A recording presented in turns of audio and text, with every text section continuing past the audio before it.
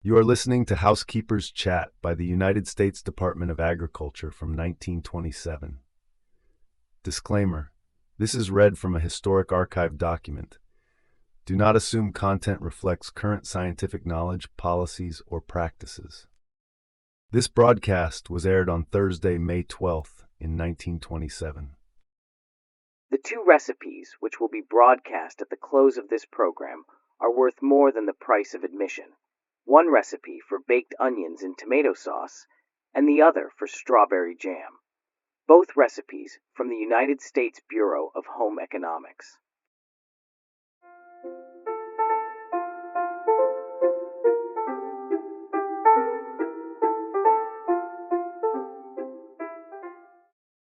Still they come. I mean the questions and the requests for the radio cookbooks and the housekeeping bulletins. I want to get all the questions answered this month and all the cookbooks mailed out, because on Friday, the 27th of May, Aunt Sammy will say goodbye to her radio friends until next fall. Of course, you may continue to send me questions during the summer. All letters will be answered personally, either by myself or by someone in the Bureau of Home Economics. A word about the radio cookbooks. The first edition of the cookbook, which most of you received, contains 59 pages up to date. The second edition of the cookbook contains 67 pages up to date. There's a difference in the number of pages because the second edition was printed and the first was multigraphed. Don't let that confuse you, however. Whether you have 59 pages or 67 pages, you have all the recipes which have been published for your cookbook so far. As soon as the Housekeepers' chats are concluded, we will assemble all the recipes and menus which have been broadcast this spring and have them printed also on loose leaves so you can add them to the cookbook. These recipes will be mailed sometime in the summer. You need not write again for this supplement, for if your name is on the cookbook list, the recipes will be sent to you. There will be a great many of them, too. There's another item I want to mention. You know that the Department of Agriculture publishes a great number of bulletins, which are of interest to women, whether they live on farms, in small towns, or in cities. The bulletins you will find most helpful are those prepared by the United States Bureau of Home Economics, and written by women who have really done the things they write about. There are bulletins on baking, canning, fruit butters, and making vinegar, on the uses of such foods as rice, cheese, corn, honey, milk, and so forth. If your particular problem is planning meals, you will be interested in the bulletins which deal with well-balanced menus. Then there is printed information on food for young children, on house cleaning, washing and ironing, kitchens, window curtaining, flower gardens. I can't remember all the subjects, but there are ever so many more than those I've named. A list of all the bulletins published by the United States Department of Agriculture is sent free to anyone asking for it, and I suggest that you ask for this list, check the bulletins which appeal to you, and send for them. Now, let's return to our knitting, which in this case is questions and answers. First and foremost, please tell me how to prepare scalloped potatoes so they won't boil over the sides of the dish.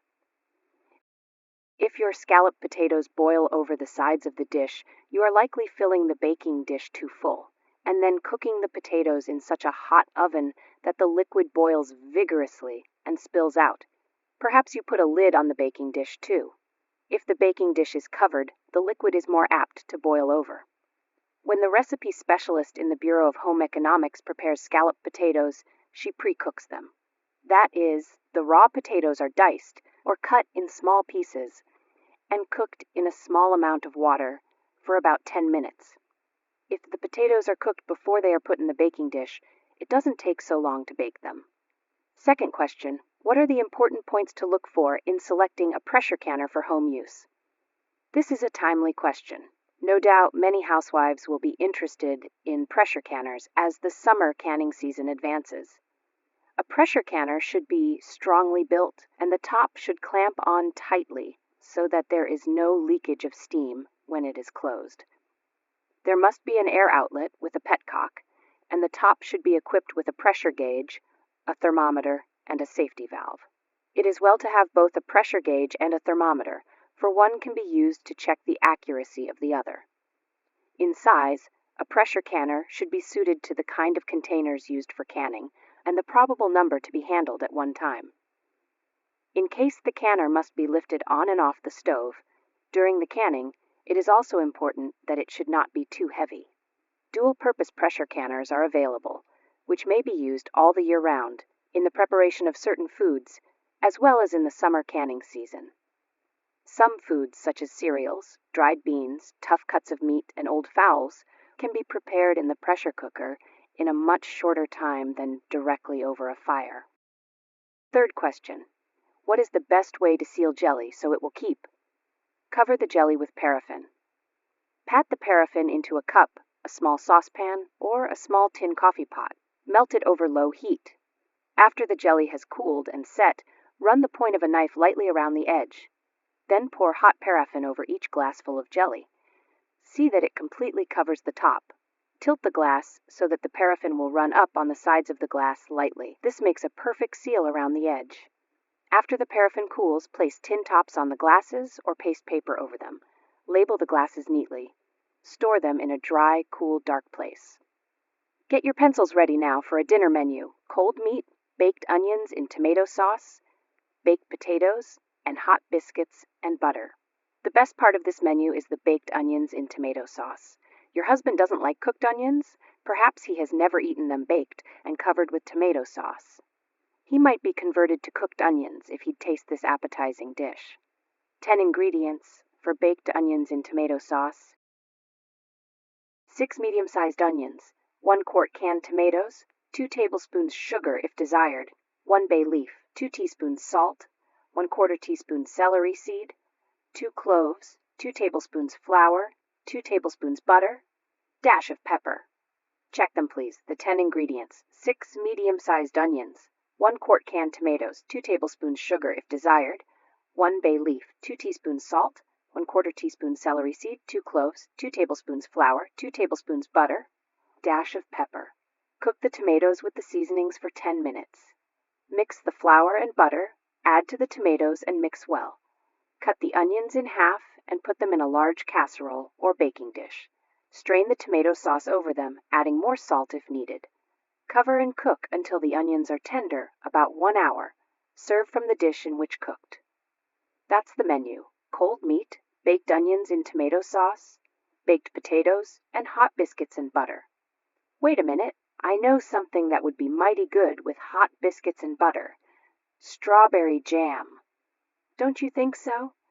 It really seems a shame not to have strawberry jam with hot biscuits and butter.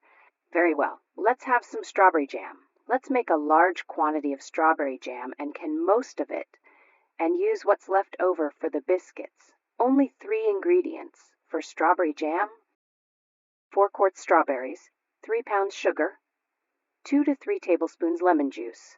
3 ingredients only: 4 quarts strawberries, 3 pounds sugar, 2 to 3 tablespoons lemon juice. Wash the berries thoroughly, then drain them and cap them.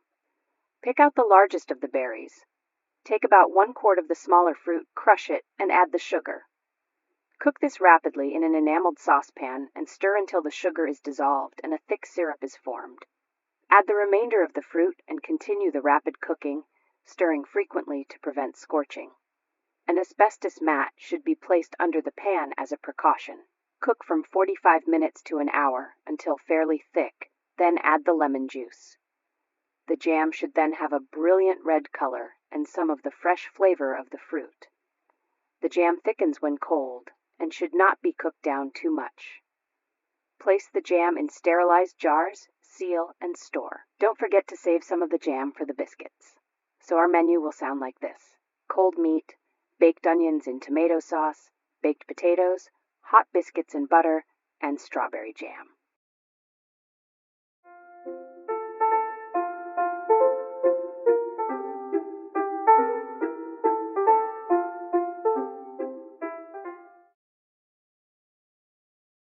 This broadcast was researched and produced by Breakaway Empire LLC.